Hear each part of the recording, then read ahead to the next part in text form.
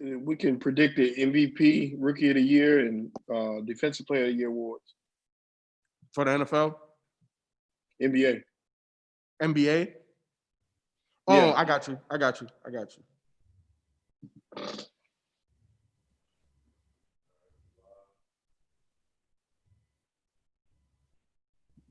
You trying to do that today? Or are you talking about You said there's a topic. topic? Okay. Yeah. You I was saying we said could do that today. MVP, Rookie of the We Year. got the Rookie, There's all of them? Defensive Player. Yeah, Defensive Player of the Year, Coach of the Year, MVP. Sixth Man of the Year, All of the awards. All right. and Most Improved. Yeah. That's it. That's.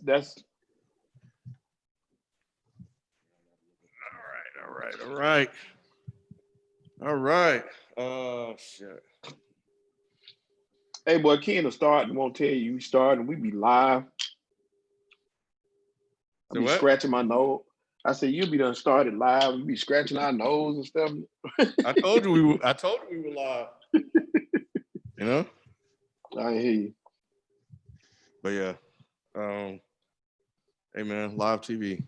So I guess we'll kick it off when B get back.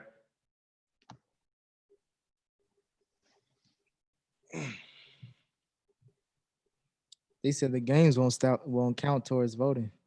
Yeah, it's whenever COVID hit, when they stopped, that's what they're basing it off of.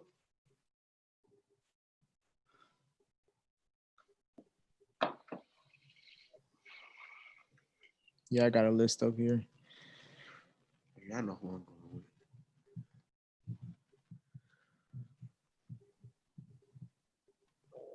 And of course, plug the new show is out. I got. Well, Yeah. you do the intro on this. Okay. don't you? Oh shit. Yeah. Mm. Yeah, let them know that we're dropping the audio here as well on the channel. You doing both gaming and sports? Yeah, I haven't figured out because I'm gonna window it. So I don't know what day we're gonna release these. So we record them on Mondays. That could free up Tuesday and Wednesday. And then so what would be the set schedule, and then anything we record in between that could be not like bonus, but bonus. And for gaming, like they release on Friday, so maybe Thursday, so maybe a 2-day window, or maybe Saturday or Sunday. I don't want to interfere with the theirs, right? Schedule. So if I get in before it, because they release that next Friday, they're typically starting that tail is getting a little short, so it'll be easier to do it then. I would probably say like Wednesday for Dead and Gaming, and then here, I say Wednesday too. Is the mic come on Wednesday? But I'm talking about on Dead and Sports though. Oh, yeah. Because it's not like we're competing; like it's two different. I mean, this is true. Entities. But you also want to get just that data for that day for as much as possible. Yeah. But I want every day of the week. No, so far we got a show dropping every day of the week. Yeah, like we have enough shows for every day. We could just do. I would say I don't know if y'all got anything on Sundays, but sports for Sundays, as far as not outside of Dead End Sports, but the Madden League and all that. All right, y'all hearing all this behind the scenes talk. We about to get into this show now to be back, chewing on some I don't know what it. Oh, took a damn snap break. I need to find those. Ooh. I need to go to me a hood store and get some hot Fritos. If it's you know what, I bet Food Depot got them. You can find anything. I can find. I'll be finding those. Those you can find anywhere. Really, I haven't seen that shit. I see it all the time. I'll be going to the hood markets though. That's what I'm saying. Yeah, we live on the east side. Stop on that corner right there. You got to go in there packing. This is good, B. Yeah, you do. This is good as well. We ain't gonna hear B for a good 30 minutes. So goddamn, you gonna be smacking on that motherfucker. Shut up. Let's kick this thing off. Recording. Red. Okay, we're good. This is the place where sports opinions collide. Dead End Sports. I'm your host, Kenneth B. Inge. Joining me on the show, we got Shelton J. I'm going to the video conference thing we got going on right here. What up, Shelton? What's happening? What's going on, man? How y'all doing? No, we good, man. We got flaming hot Beezy. What up? What up? Though? Shit, flame hot Fritos, man. It's the only Fritos I eat besides Better Maids. Yep. To my right, and we'll get to the guests in a sec, but most of you guys probably already know him. But we got FIFO 24/7. 24/7. Fuck 2020. Nikki Duce. What's going on? And as you guys can see, man, long time man, Contributor. Like contributor, yeah. He's a contributor to the movement. The Sits man, he hit me up last week, said he wanted to come on the show.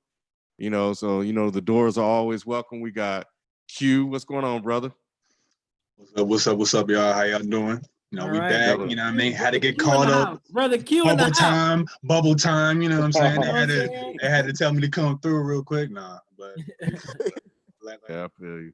Before we get into the show, man, we got an announcement to make. If you're subscribed to the Dead End Sports podcast feed, you probably have already seen it. But if you haven't, we're doing a new show, man. And it's called The League. All caps is how I'm, stylizing it. All caps. Dead End Sports, in collaboration, partnership with Dead End Gaming, presents The League. It is us recapping a Madden online franchise that we are in, along with Spike Lee from On Deck Hip Hop TV. Again, make sure you tell me too, like the more details. I can plug it on the Dead End Game when I record Dead End Game tomorrow. Okay, yeah. So basically, man, we got in this thing. Spike invited. He was up here one day. They were recording, so we got to talking to him. I think Nick and he had already been talking. Got in the league. I haven't played Madden in over 10 years. You can hear all that stuff in the first episode. The origin story, but check it out, man. It's on the Dead End Sports feed. We haven't live streamed it here. We'll take y'all feedback on whether you guys would like to see us talk, but it's a lot of shit talking, like a lot. Y'all know FIFO, y'all know Nick, so y'all already know what it is and how I get down. And I haven't talked shit just yet. I'm waiting on my second Super Bowl where I'm like, all right. See, he be trying to be slick with his shit. So who got the best record in the league? Oh, you already know me right then and there. You know what I'm saying? Okay. With the G-Man, you already know. Yeah, he like 10-1. He like 10-1. Wow. But it's a tough league, man. It is. Like it's like everybody's putting numbers on the board in the win column. But yeah, man, it's us recapping, going over strategies. So I enjoyed it so far, and I hope you guys will too. So we're not gonna take on any more time. You guys listen to it, give us that feedback, because it's setting up for something else. We know you guys want to play with us. We saw the chat. We working on it. But you guys got to show us you want it. So more details on that to come. Let's go ahead and get this thing kicked off. Well, since Hey, real quick, Q, do you got like a light that can go like directly in front of you or something? Because you look like you need the protection. You get shot like that, man. I got both these Jones on right now. Let me try to find one. Hold up. And plus it's dark outside too. I would open up a window. You 1 second. You got that catfish lighting. Absolutely. Oh yeah, my fault. Yeah, it's only an overhead. I only got one. But I'll try to angle it more. What the hell is Michael Brooks? YouTuber, popular YouTuber, political YouTuber. He just passed like tragically today out of nowhere. Yeah. Oh, let me try to do this. Damn. Bro, I think that's a good idea.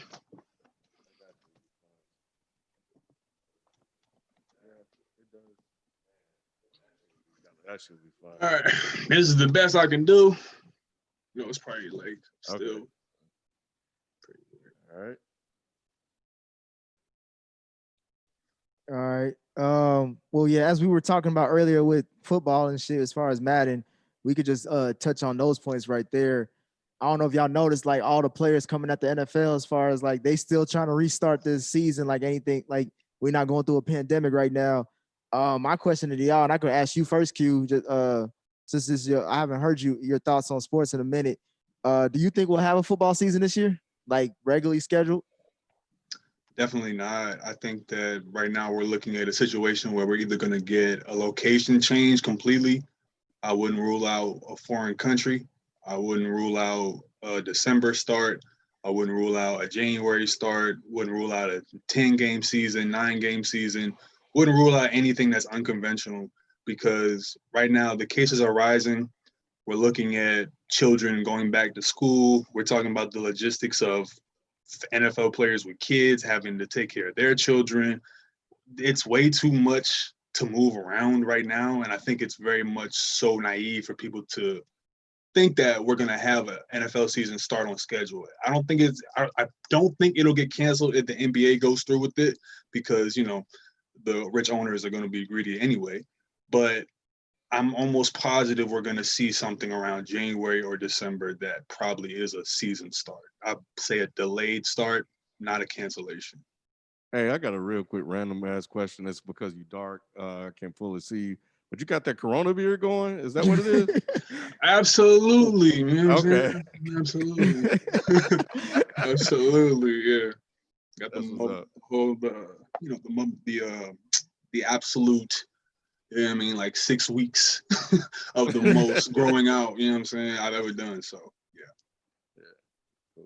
What you think though, Ken? You think we gonna start on time? Absolutely. Hell yeah. No, you probably won't get any preseason games, but these motherfuckers gonna play. They gonna play these goddamn games. And they may stop it and go with what Q think may happen and finish it up in January because we'll be closer to a vaccine. So the latest news that I saw was that Oxford's initial vaccine testing is looking very promising in early trials, and that if it holds, they can have a vaccine by December and ready to roll it out.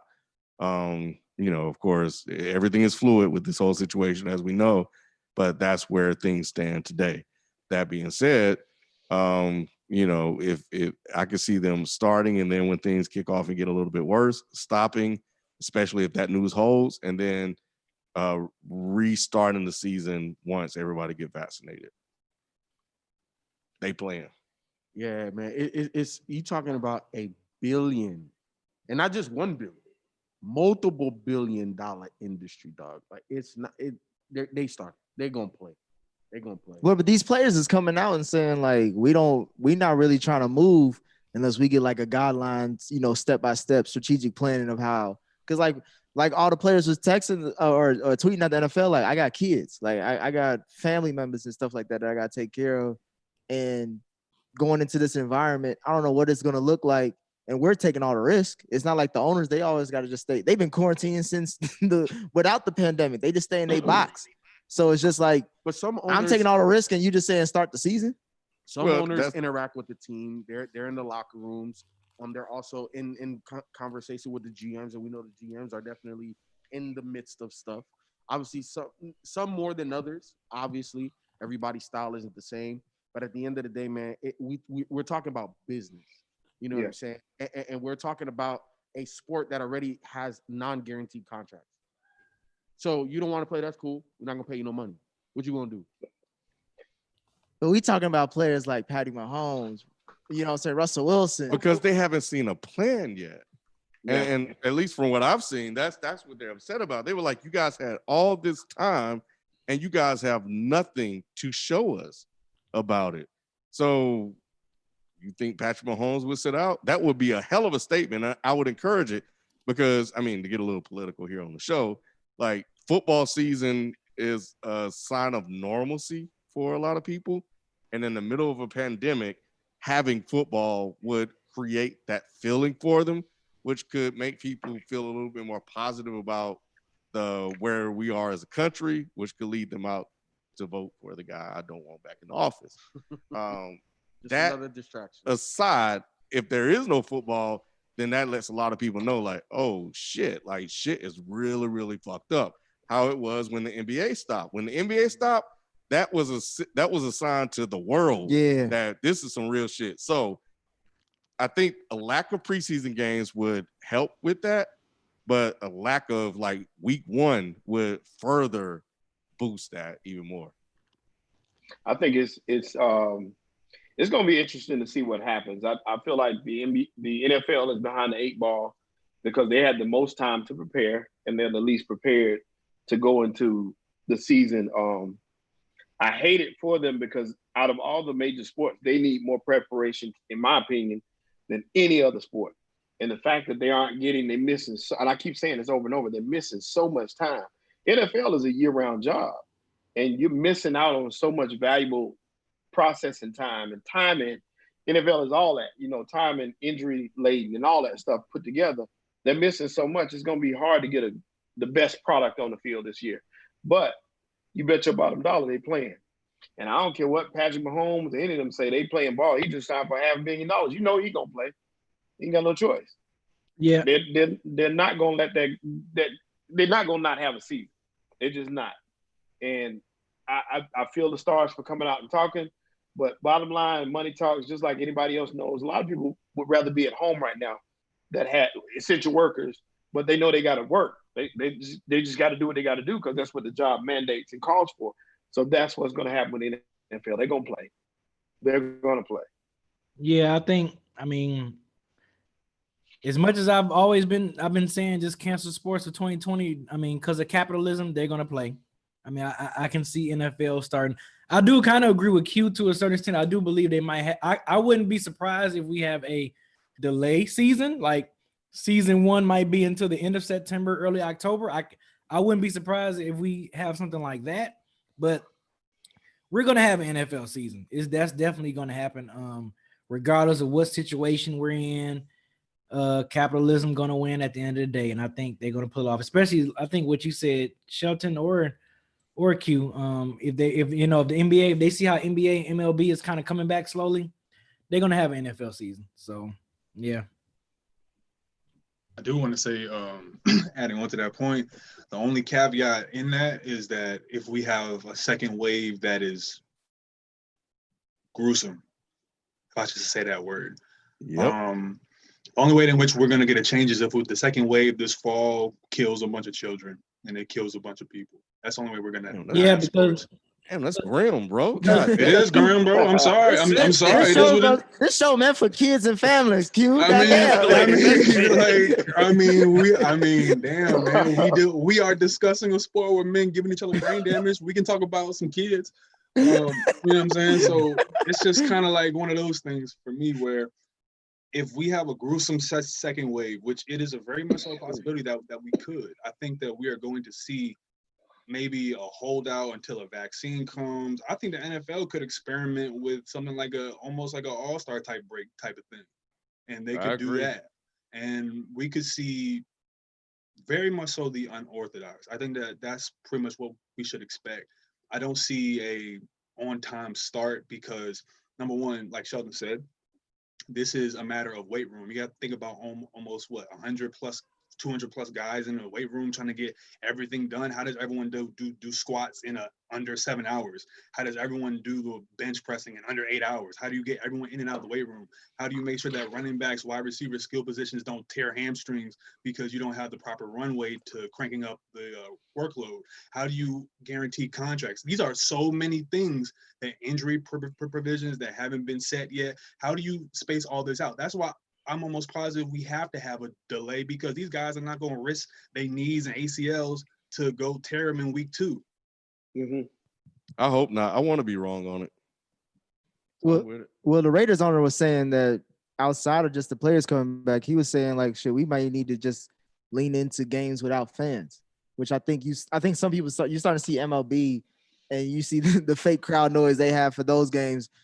What do y'all feel about games without fans for football? So I don't know if you guys saw this, but I think it was a tech company or somebody was experimenting with piping like real fans into the stadium. I don't know how they were planning on doing it, using video conferencing or something like that. But I did see that there was like this, high end conversation happening. And it's been messing with me because I'm trying to figure out like, how would that sound? Like, would it sound as authentic as a game? Probably not. But shit, it worked for the Falcons. Mm-hmm. So why couldn't it work as an experiment? So so that kind of leads into what Q is saying. Like, it gives them a chance to experiment with a couple of things. So I don't know if they could play without fans. I don't know how any of them are going to play without fans, but if they want their check, they will. Right. So. Like I said, I think that football is just the hardest sport total for completely. I'm talking about from, like I said, from the prep standpoint to the, like you said, playing without fans. The energy and momentum swings in football are greater than any other sport. So it's just gonna be tough. And like I said, I hate to say this, but you'll see so many ACL, MCL injuries in these just those first couple weeks. Like you said, the first couple practices. Because I remember one year when Carolina, once again, and this was with a complete offseason and all that, Carolina had about 4 or 5 guys go down in that first week of practice. So I'm like, man, just imagine how to be without all the prep time that we missed out on. It's gonna be crazy, and it's scary. But I mean, that's the lifestyle. They get paid pretty good to do what they do, and I guess that's the risk they got to take. But it ain't fair to them. Well, it ain't fair to a lot of people that I know that's complaining about having to go into work, being around a bunch of young people that have no say so in the matter, that don't get paid millions of dollars. Right. Someone on ESPN said the owners, if they want to have the games or have them get ready for it, they should meet everybody down by the gate and hug all the players. Expose them just like they're going to get exposed too. See how much they care about football then. Right. Oh, shit. Well, but another league that's making some changes early out in the gate is the NBA, as far as the first few games that we get back once the league starts again at the end of this month. Will be 10 next week, right? Yeah, next week. Yeah. Next Friday or something like that. Yeah. Yeah. Bubble ball. The first few games we get back will be 10-minute quarters instead of 12-minute quarters. I sent this information in the chat, our Dead End Sports chat. You were mad about that shit. I was hot about it because I still kind of am. Because it's leading me to B's point, which is what he's been standing on this whole time. It seems like y'all might as well should just cancel this shit. Because to me, it's just like we're making it up as we go.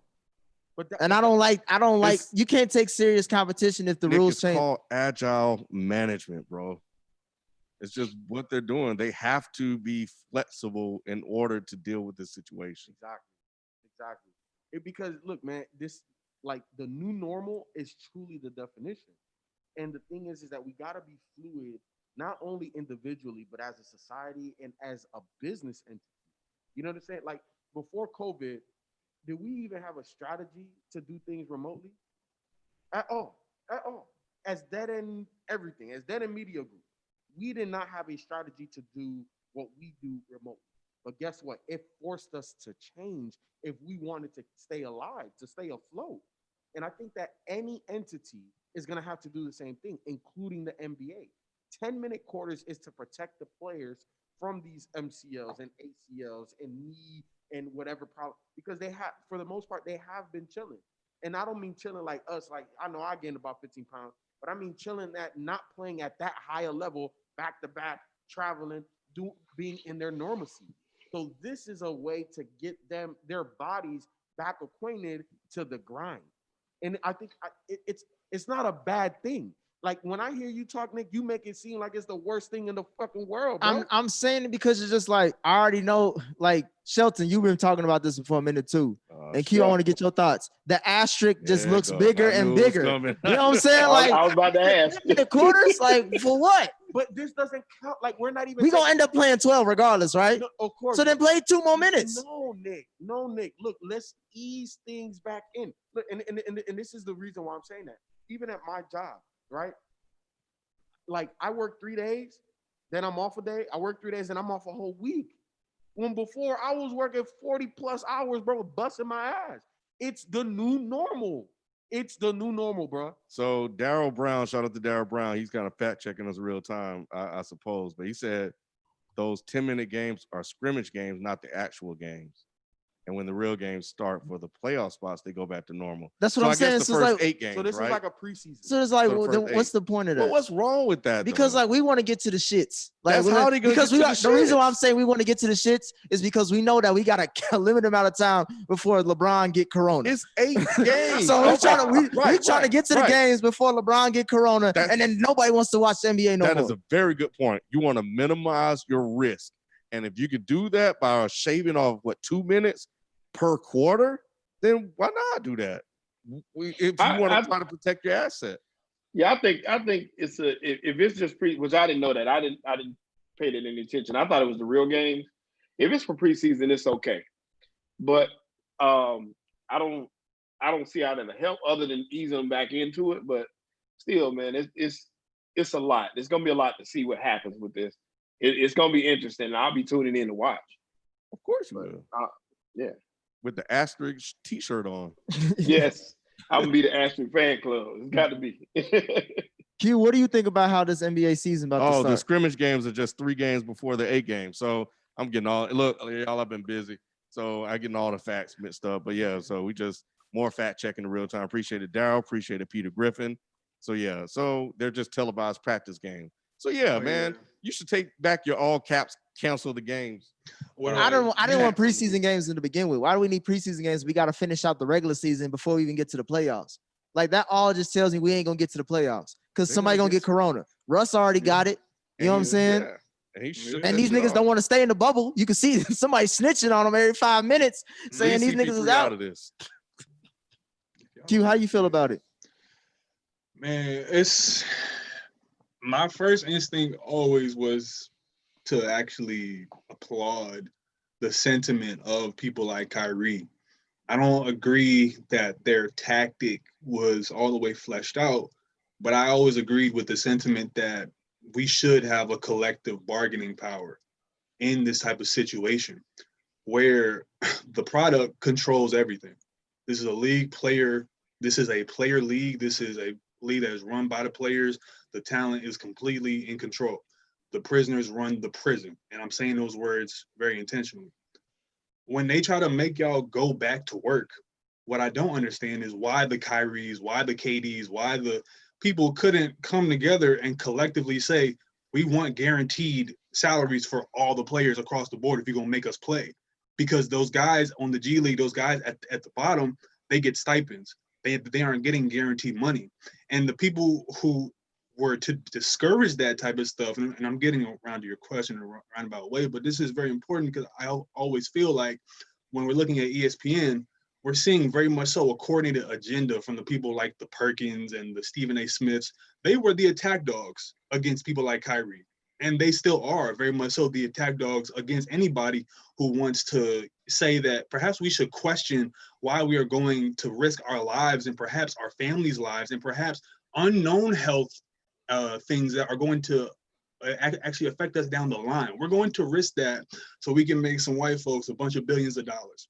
Now, when it comes to starting up the season, I always believed that they should have found a way to get guaranteed. They should have found a way to get lifetime health care. They should have found a way to get ownership within the teams. And they should have broke their fucking arms. I'm sorry. They should have broke their arms behind their back until they got what they needed.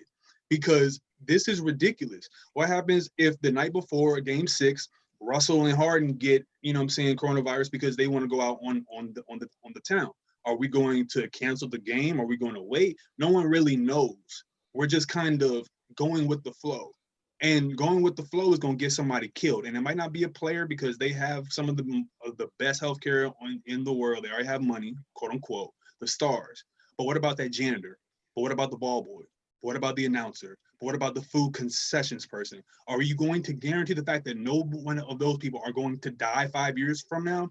I'm going to say right now that we let the firefighters walk into the World Trade Center, and then 2 years later, they all got cancer. And the United States government didn't do anything to help those firefighters who went up in there. Now, these players are not firefighters. This is not a burning building. This is a bubble. So why are we sending in grown-ass men to go do the job of somebody in a situation that we wouldn't even do and say to somebody in the World Trade Center? We're not even saying to firefighters to go into infernos that are of that magnitude on a daily basis. And yet we're asking players to go risk their lives and their health down the line. We're already seeing that 50% of the people who got reported with corona cases have had heart damage, reported heart damage. So these are the things that we're saying. We're talking about players with asthma, players with pre-existing conditions. How can you guarantee that? You can't. So I guess we just got to wait and see what LeBron does. You know what I mean? Hopefully he gets 50 and nobody dies. That's kind of where I'm at with it. Hopefully LeBron gets a ring and nobody dies. That's where I'm at. Damn. I don't know, man. Like Q, I understand your stance. However, it is the decision of that person to play or not to play. Nobody's forcing them. But at the end of the day, if you want that check, you got to do your job. Well, isn't that coercion at the end of the day? No, because you have coercion. No, because you have the complete free will to walk away, just like Maya Moore did, for a bigger cause, if you like. That's not necessarily. That's not what necessarily do you mean? true. That's on you. What do you mean? True. That's not true. That's not necessarily true. Hold on. Hold on. Because now I understand, like the workers for these teams, yeah, they don't make millions of dollars. I give you that. Those people got to go to work.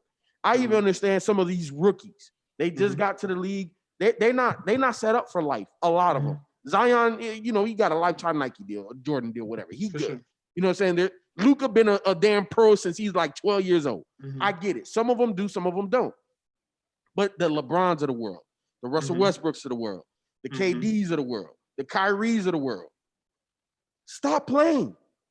Stop playing. If you feel that threatened by this thing, and obviously can't nobody guarantee long-term health from playing in this or not playing in this, it is your decision. You are financially sound and set for generations if you took care of your business.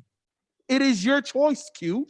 I just got to fully disagree with you because of the fact that 77% of players don't make over $1 million. I have to I have to disagree with you off of facts. See, I deal with facts. I'm not just going to talk about the emotion of it. The facts is that 77% of players don't make over $1 million. So this is very much so coercion by white capitalists at the top who are trying to say, if you want your money, if you want to make your money, then you better come into this bubble and play. Now, the LeBrons at the top, you are referring to a specific elite class of people making money. It is the same as if we are saying, damn, bro, black people, why can't y'all get ahead? Tyler Perry and Oprah are. Tyler Perry and Oprah are not the same people working at Popeyes and working at Intellos and working at Papa John's. The same way in which the people in the G League are very much so the proletarians of the NBA. The LeBrons and whatnot, they've been ingratiated into that ruling class. They've been ingratiated into that, rich, circles. LeBron is a brand within himself. Russell Westbrook isn't a brand within himself. They are there to make more capital for themselves and their brands. What about the people on the bottom and the role players? We're not talking about that, and they did not guarantee anything for them. So Q, so I just looked up what the league minimum is, and this is not even the veteran minimum. But the league minimum is $893,000 and change. Okay. You mean to tell me that if you've made that, let's just say for the last 2-3 years, that you shouldn't be all right? You should not be all right. We talking about taking home about $400,000. Do you understand? In my lifetime, I probably haven't even made that much money. You made that. Okay, give or take. You know what I'm saying? I've been working for about 16, 17 years in my life now. But at the end of the day, though, it is still my decision to not go to work. It is my decision. If I wake up tomorrow and be like, you know what? I don't like how my company is handling this situation. I have the right to say, you know what, boss man? I ain't coming in tomorrow. And I ain't coming in no more.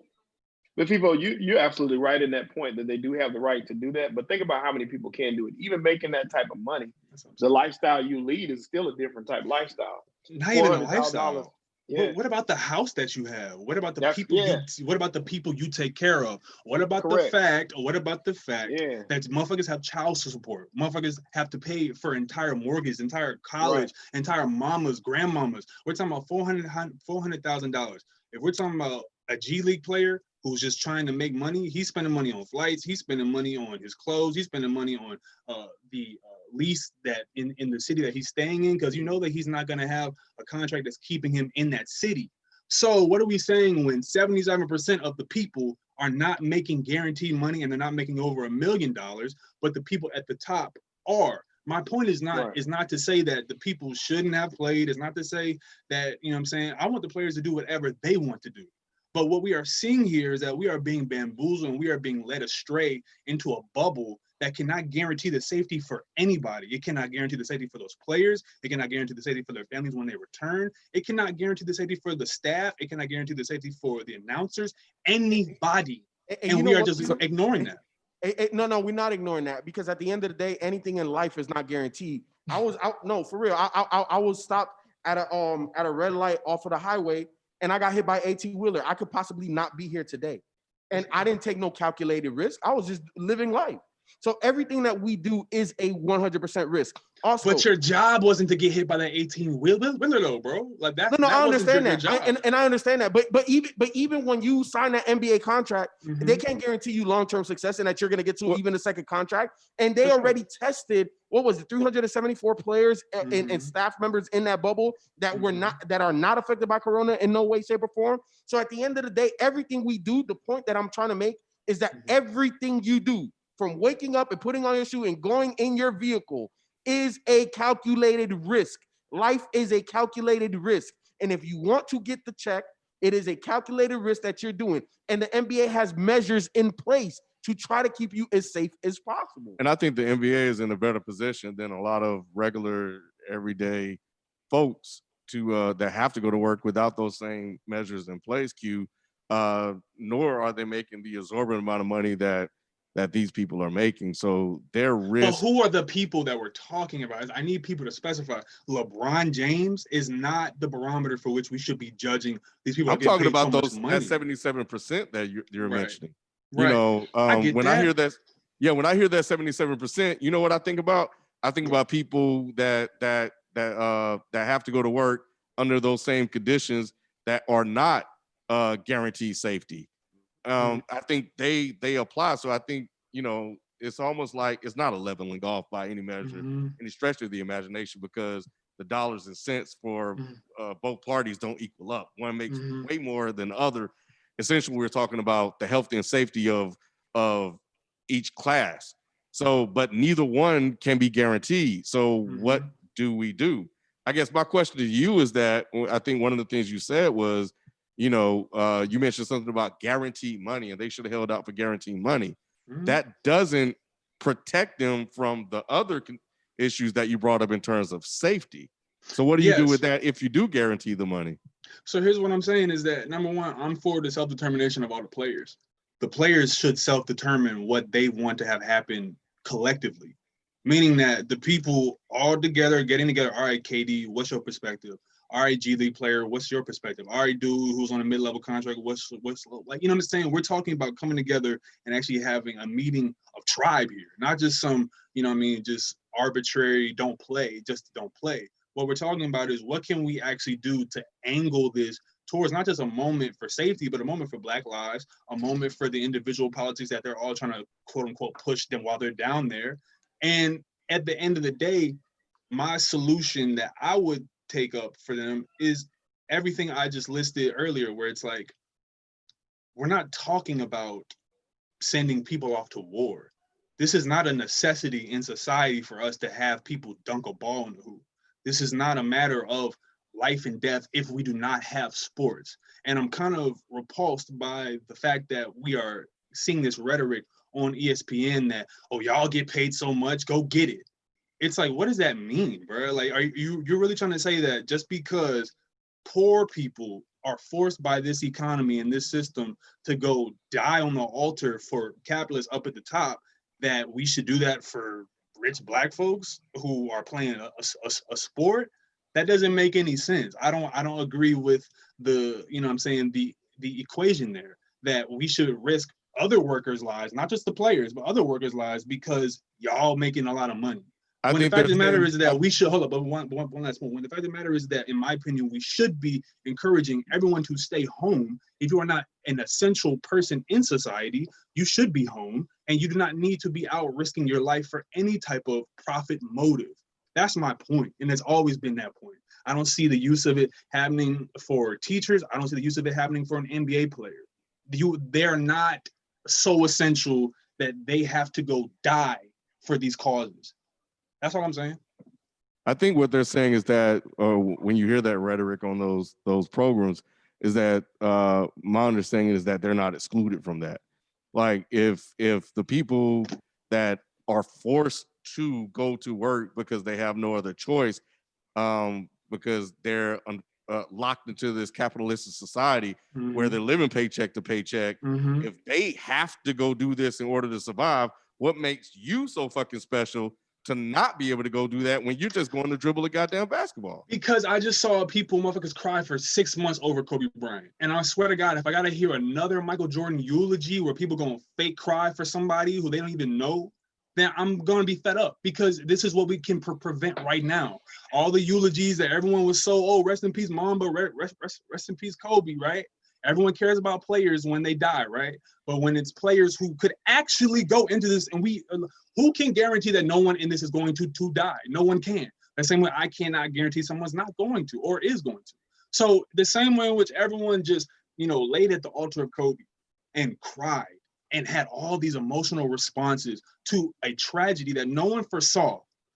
We have the tragedy right now. We are living in the tragedy, and y'all are telling people to go play in the tragedy. And then if a tragedy happens, I'm not trying to hear shit from the NBA about we want to honor the player so-and-so. Fuck y'all. Because y'all should have been listening to goddamn science years ago, when the fact of the matter is, months ago, when the fact of the matter is that there is no reason for anybody to be exposed to the potential problems of this. There's not even a reason for this to potentially be happening. But if the players wish to go play, then I need for them, and I would like for them to exercise some form of a coherent politic around collective struggle. Don't just look for y'all individual selves. Get y'all money if y'all want y'all money, but make sure the motherfucker at the bottom can eat too. That's what we should be looking for. These owners are banking on us just putting little signs on the back of our jerseys and then moving on with like our lives. We need them to break bread. We need commitments from them. We need guarantees. We need ownership. We need stake in these leagues. We need black GMs. We need black owners. We need an ability to even have an ability to say that perhaps why the fuck can't owners collectively own teams? I think what and I hear all that and I receive it, but it's also what, as I play it back in my head, I'm not hearing opposition from like those upper echelon players. And maybe that's a critique you have of them, the LeBron James, the Russell Westbrook, the James Harden, because, I think James may have said something. You may have seen a couple of A-listers, like Dame said something, right? But nevertheless, they capitulated and agreed and said that they want to play. And some were speaking out for playing. But if you would have had them, maybe LeBron James could have pulled them together, or some of those other guys could have pulled them together. But you had Kyrie. And sometimes it's the messenger. You got Kyrie and Dwight Howard and all these other guys. And then from what I heard or what was reported, whether or not it's true or not, but they said by the second day, half the people had left. So what was being said that they heard from him directly and not from like the Stephen A. Smiths that's reporting on this situation. So, I think if you would have had more of those guys, if the NBA would have done what the MLB did, where it felt like to me that they came together and said, hell no, we won't go. They eventually ended up, I don't even know if they lost much of that battle, but they were together in their opposition of not playing without guaranteed contracts or a better deal. And ultimately, I think the owners gave in. So I think that's what's missing from what you're saying. You didn't have that. And without it, it's hard to make a case. You can make the case, but you still need them to want to feel the same way you do. Exactly. And the thing is, though, is that I think I want to reiterate that I believe Kyrie's intentions were correct. I just believe that Kyrie doesn't know how to articulate the actionable items that need to happen. And just because somebody doesn't call for what they deserve doesn't mean they don't think they deserve it. They just don't know what it is that they deserve. A lot of times these players, let's just be real, bro. This is if we don't keep it 100% funky. These players they have white managers, white owners, and they got white people around them that tell them how to manage their money. So if we're gonna be in this mindset that the black athlete is consistently intervened and consistently guided by people who have white interests, then we're going to have people who align with the interests of white people. And the interests of the white people in this case are the owners. And they want them to play. And they're going to tell them, well, if you want your money, play. And what else are players going to do when they're looking at, I have bills due, I have this and that due? That's coercion. When you can coerce somebody with something that is out of their control, that should be a human right, that is coercion. When you're saying the pandemic is out of their control. I'm saying the pandemic is out of their control. And I'm saying that the fact of the matter is that players have to pay for housing. Players have to pay for their children's education. Players have to pay for their mother's housing. Players have to pay for things that should be human rights within society to begin with, right? But forget all that. They're being coerced with the check to go actually fulfill those duties that they have to fulfill. That's what the coercion is. Not every player can, and FIFA made a great point, but not every player can say, you know what, coach, bro, I'm sitting out. Because you know what? That's your last time ever in the NBA. You just turned down an opportunity to make it from the G League to this and that. All 300 of y'all, bye. Y'all will, I have 100 people who will be willing and killing to go get, $300,000, right? That's how employment works. They keep unemployment as a tool to keep the workers in check. This is how they do it in every workplace. So if we understand that the capitalists at the top are coercing these players with checks, and that they have an ecosystem of people around them that do not have any type of knowledge around building power for Black athletes, and they actually are pushing them and funneling them into stations of inaction, then we can finally understand that this whole bubble thing is a sham. It is an abomination what they are doing to these Black athletes down there. And they're not going to get a fucking thing from it besides an asterisk ring. Yeah, I don't know. I think you're on the deep end on this one. Yeah. That's cool. I want to. No, I like the discussion. I guess I'm trying to understand the coercion part, because some of the things you were saying are applicable whether there's a pandemic or not. That's why I asked, is the coercion the pandemic, and therefore by being in the pandemic and not being able to play games, we lose revenue, therefore we cannot pay you. And if we are unable to pay you or get these games in, that means we got to rip up the collective bargaining agreement, which means we start from scratch, which means that owners, we can set terms that are more favorable to us. So are you saying that those couple of things are what's being held over their head, in addition to them needing to play in order to pay their bills, which they would have had to do regardless? Correct. That's what I'm saying. And we need to begin to understand it's in the same vein of if a woman is at a man's house and the man says, you can leave, but I'm not going to take you home. Now, you can sleep with me and I'll take you home. And she lives a state away. That's coercion, right? When you are lording a resource over top of someone's head because they are being denied that is coercion. And we are all economically coerced in this country to do things that we don't want to do. And this is just happening to the players. This is not deep in, this is not, like theory or anything. This is just basic facts of life. We're all coerced by a boss. We're all coerced by a job. And number one, I will reiterate, sports is not essential to society. It's not essential to society. Putting a ball in a hoop. Yeah, well, neither is McDonald's. Exactly. or Exactly. And we got them workers out there working too, and they shouldn't be working either. So that's my point. Because Q, what's the alternative? The alternative is that the players get their money and they can live to see another year. I don't get how everyone can be crying over Kobe Bryant and then do this. But don't we come from a culture saying that we gotta earn what we get? We've already earned it. What are we earning? The money that they had that they took from us? That's our money. What are we earning? That's our money. What's our money? The money that they already got. And I'll give you in two senses. Number one, it's our money from slavery, and number two, it's our money from the ad revenue. Twofold. So people talk about we have to earn everything. No, we don't have to earn shit. They make us earn it because they have all the capital because they control it. That's why they colonize for a reason. And then they create these leagues so that Black people and African people can go and fight over the scraps. And then we get mad at each other for saying, why ain't you playing, man? You getting $1 million, dude. Meanwhile, we don't understand that it is that very, very, very real phenomenon that they have to play that is linked to why they have to work in certain places. But so like a Publix or a Popeyes or a Walmart. It is the reason why NBA players playing is directly linked to other workers having to work because No, it is the facilitation of people at the top who allow the workers to work, who make them work. There is no other way to say it. Q, it's a system all the way around, and I'm not disagreeing with that. However, okay, so let's play this little game. If the top NBA people and the richest NBA people, we already know LeBron's about to be a billionaire. We know Michael Jordan's a billionaire. We know that there's hundreds of millions of dollars, right, in sports. And we just talking about basketball. We're not even talking about all sports.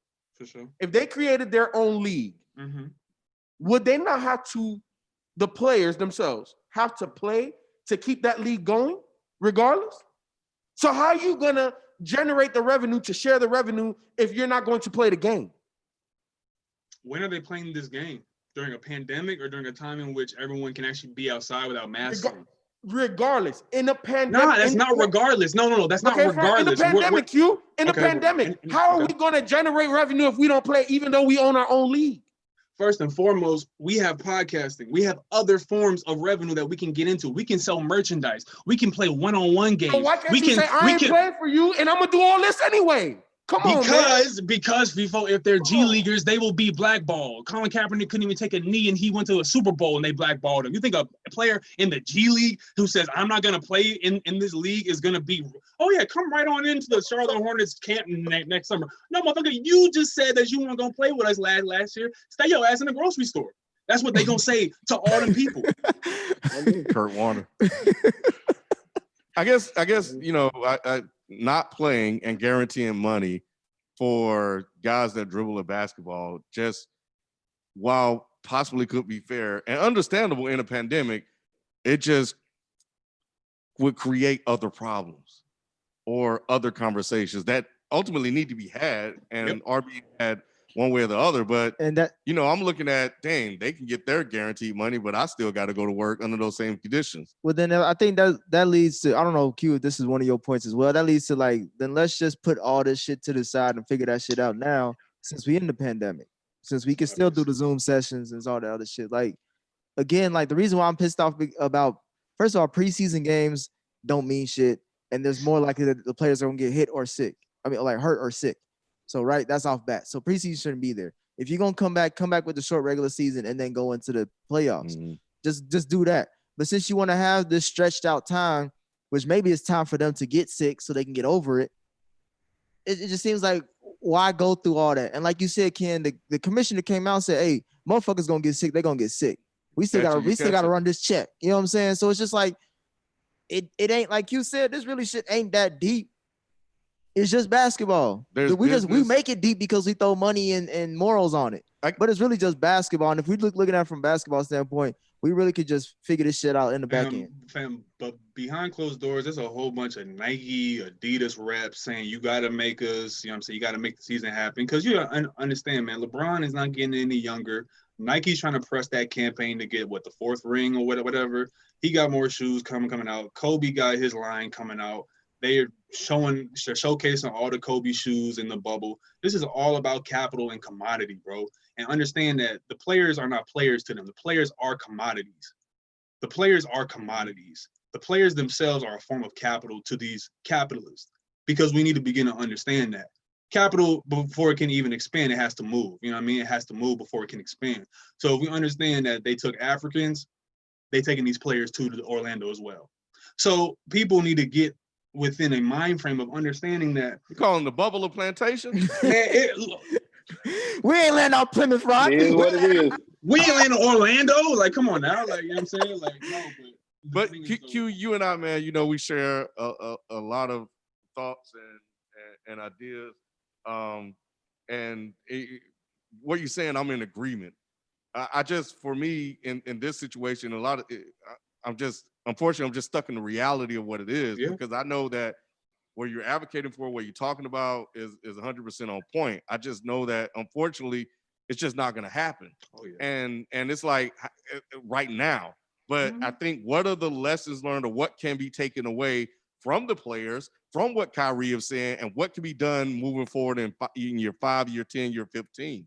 Because that conversation is not only happening, I guess, on this program about the NBA, but at large, when we're about to shut down again for a second time, and even on Is the Mic Still On, I'm saying, hey, Somebody should, where's debt forgiveness? Where are pausing rent payments? Where are these type of programs to come in and just say, hey, everybody, stay the fuck home. We got you for a couple of months. Yep. And unfortunately, those type of conversations are only reaching a certain number of ears because it's not being had on a larger platform. And we're missing that. All they're doing is fucking stimulus checks, which run out of money. They got trillions of dollars that they spent to boo somebody when they could have taken or been more thoughtful in how they spent that money and just paused everything for a couple of months and then restarted the the fucking economy or the country.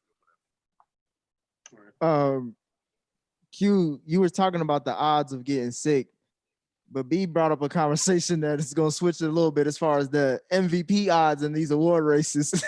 I'm trying to switch it up, trying to play on some hosting shit. B, I wanted to get your thoughts since this is your idea as far as us predicting the award races and because obviously the awards are not going to be dealing with everything post-pandemic, but pre-pandemic.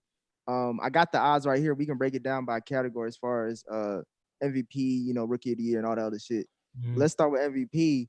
I'll just name the top 5 players, and this is the order by the odds. Giannis, LeBron, Anthony Davis, Luka, and James Harden. Out of those 5, who would you give MVP to? Man, probably shit. LeBron he's been having a hell of a damn 17th year. Shit. And don't Lakers got the best record right now too? Yep. Or Milwaukee got the best record? Milwaukee does, doesn't it? Yeah, they have the best record, but it's barely like it's probably a few games. I probably go because in Giannis numbers even better than it was last year when he won MVP. Yes, sir. Yes. I might have to go with Giannis, man. Damn, I might have to go with Giannis. Fuck. Because of course, people are gonna be looking at like, well, LeBron, this is 17th year he's playing. Fuck all that shit. It's another year. But Giannis, man, if his numbers are better than last year and he won MVP, why not make that case this year? So you know why? Why? Coach Bud. Coach Bud had 5 guys in the All-Star game. If you take Giannis off of this team, they're still a top 3 team in the East, bro. So you agree? You agree with me that he's MVP? No, he's saying the team is good regardless. It should be LeBron. The Bucks with Coach Bud and the rest of that talent on that team would be a top 3 team in the East. So he should suffer top because 3 without Giannis. You think? Top 3 without Giannis in the East. That's a lie. That's a lie. Over Hawks was number 1, bro. With LeBron, Kyrie, and K Love on the same squad. I'm saying over who? What teams are you saying the Bucks are going to be better than without Giannis? Everybody except Boston. Obviously Philly didn't play up to their potential, so they would still be where they are. They ain't better than Miami. They ain't better than Miami. They ain't better than Miami. They ain't better than Toronto. They ain't better than Boston. Without Giannis, though? Hey, FIFA, what 5 All-Stars, though, on the Bucks squad? No. I'm saying when Coach Bud had the Atlanta Hawks, he had 5 All-Stars. And they were the number 1 seed in the East. And they had very serviceable guys. Jeff Teague, Al Horford, Kyle Korver. But what about Coach Bud now? What All-Stars? What's your point with that, though? My point with that is that Coach Bud is kind of what unlocked Giannis, but Giannis isn't that valuable to that team. That team would still win a whole bunch of games and still be in the top 3 though. Man, Giannis averages 29, 13, 29, 14, and 6. You can't get more valuable than that. They're not a top 3 team in the East without Giannis, man. No, 29, 14, and 6. What was you about to say, 14 and 6? Is this because you believe in Coach Bud, or is it because you believe in Chris Middleton? Like, what is you have to explain? Because I believe Coach Bud and what he does. Everywhere he's gone, he's won. And did you believe Coach Bud against J.R. Smith in 2015, or whack him 7 in their face? At the end of the day, when it comes down to the playoffs, it comes down to the players. I know that. I always talk about that. I talk about the matchups. I talk about the top tier guys. You ain't got no top tier guy, you ain't gonna win nothing. But when I look at these rosters and I take off Giannis and I look at everything else that they got, including the coaching, I think that they're better off than the Lakers you take off LeBron. You take off LeBron, they might not even make the playoffs. Even with AD still there. Because AD ain't make the playoffs when he was by himself and he had his own squad. I've used that point before, and you've gone against that point before. But when I talk about that, right? It's different because it's you? No, it's different because it's LeBron. It's different because LeBron's on the squad. That's the difference. AD made the playoffs with New Orleans. What are you talking about? How many times? Like what, 3 times? 2 or 3 times? Twice. You don't even know that. I got let me do He made the playoffs with Drew and Rondo that year. Yeah, he won a series. He got swept by the Golden State Warriors. I know before, but he beat Portland. The 2017. Absolutely, yeah, he did. That's one of the top 10 teams of all time. They swept. AD got a sweep under his record. He swept. Yeah, but he got 1 playoff or 2 playoff appearances and one playoff series win. I mean, what has Giannis done, bro? What has Giannis done in the playoffs? Nothing. So, why would we think that Coach Bud is going to elevate that then?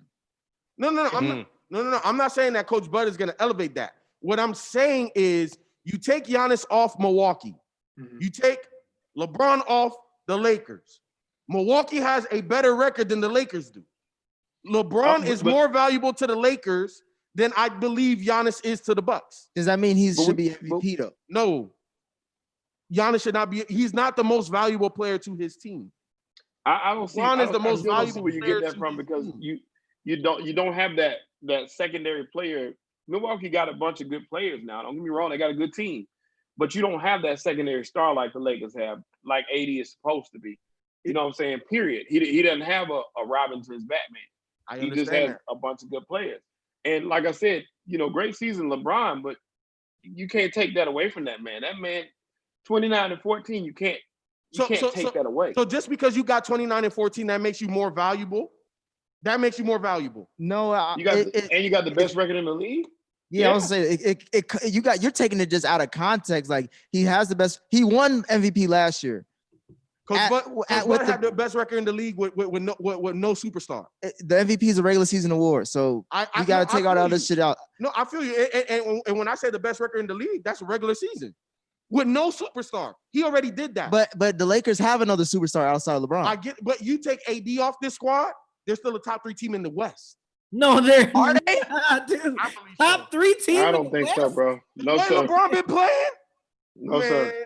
Okay, fine. Even if they're not a top 3 team in the West, they're still a playoff team without AD. That's better. Okay, fine. The Bucks, they're still a playoff team without AD.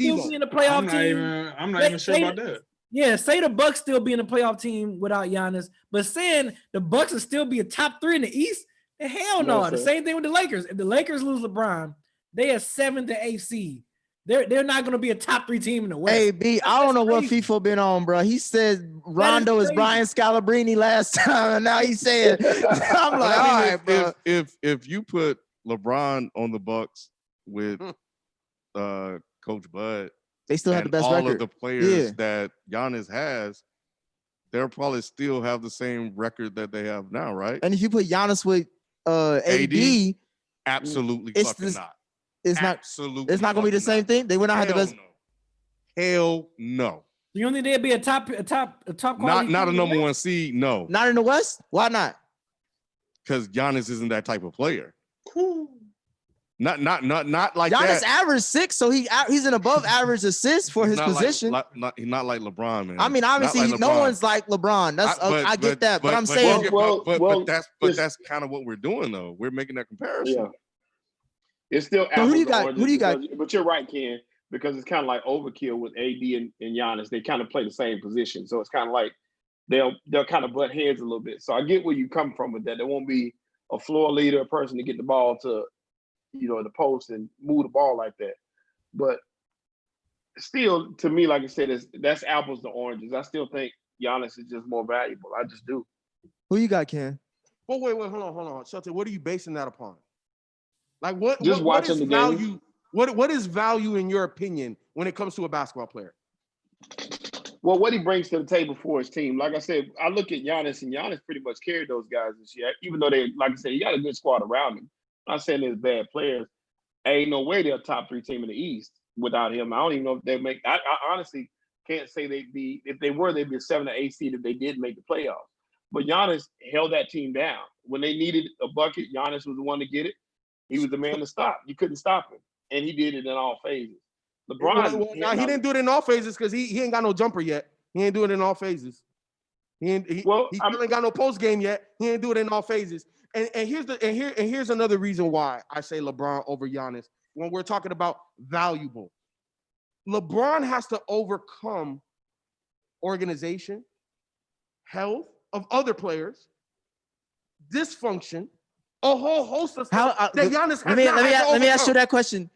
Is that a LeBron thing or is that an NBA league thing?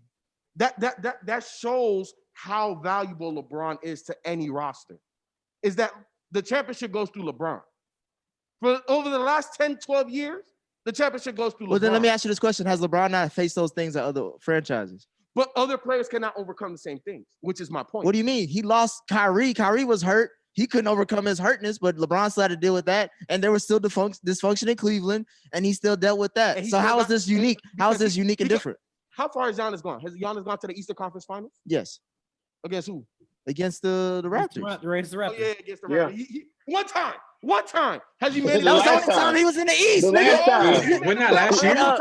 He made it last year. That was the last time. And that was last year. He got the #1 record in the league. You act like that didn't happen just last year. And Giannis lost some key pieces in the offseason and still managed to have a better record and pull up better numbers than what he's doing. And he lost. going into the season, wait, hold on. He lost 50, 40, 90. So everybody here is saying that Giannis is more valuable to his team than LeBron. Yes, because for one fact, I only got one reason. I actually agree with you.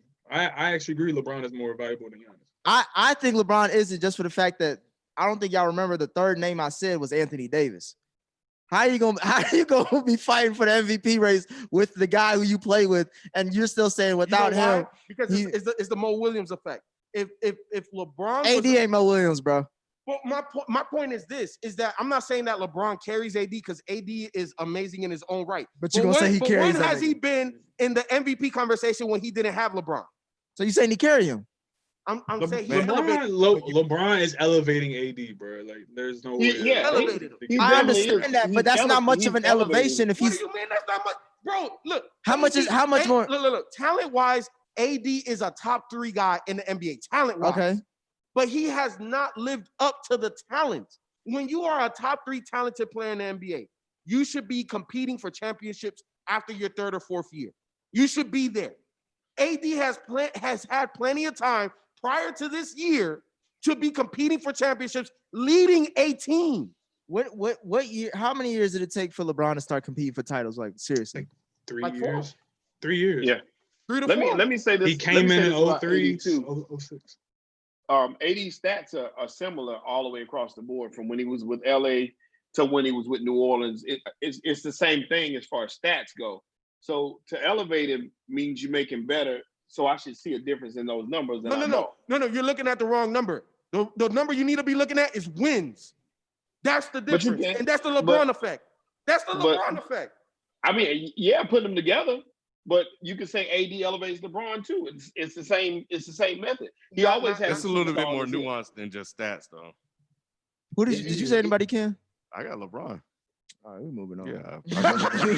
I mean, look, don't get it too. I don't have no issue with LeBron if y'all say LeBron, but I just slightly give it to Giannis. I mean, by 2 games. Yeah. Somebody in the chat said it too. I looked at the chat. Somebody said it, which is a true statement. I do think LeBron is probably the most valuable player in the league, but the actual MVP, as far as the voting goes, he's not that person. It's Giannis based off the stuff. You know why? And that's just the truth. But it has nothing to do because LeBron is the most valuable. He's still the best overall player in the NBA. The MVP is a conversation. It's about a story. Because who votes on the MVP? The writers, the writers, the media pundits. So everybody wants a nice new story. Giannis is the next guy, so they're gonna give it to him. But let's be honest, in the last 10 years, who's been better than LeBron? I don't know if that's gonna be the case this year. Last year, what you just said probably applied more. This year, the story for what LeBron is doing in the West, 2 losses behind them, expected to not even finish as the #1 seed with the high-powered Clippers offense, that's a great fucking story.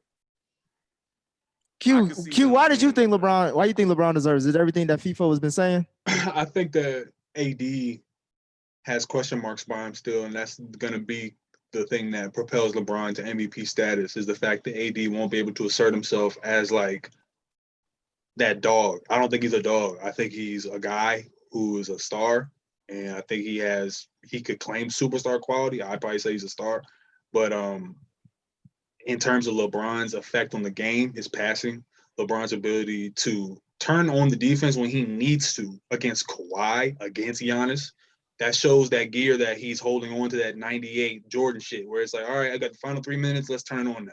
I'm about to whop, game. And that's what he's waiting to do this time, is he's waiting for his last dance type of, all right, let me show y'all how my conditioning and my mind is about to sharpen up and win me this championship. Giannis still has to get there with his mind, and he still got to get there with being able to close out games, because he be looking to Chris Middleton way too much in the clutch. LeBron doesn't look to AD in the clutch. LeBron looks to himself, and that's what separates LeBron from Giannis. Okay, he can't. 4 points in the fourth quarter? He's averaging less than 4 points. Is that, I mean, you talk about AD like he all that, but he can't even do shit in the fourth quarter. I've been said that shit. I mean, y'all not saying nothing new that I ain't saying. But you're I'm saying highly of him. But I'm saying that's what I'm saying. You can't have it both ways. You can't say AD a superstar and then you're gonna say LeBron elevates AD. I don't understand how you elevate. But a superstar. also, you guys can't just shit on that Bucks roster.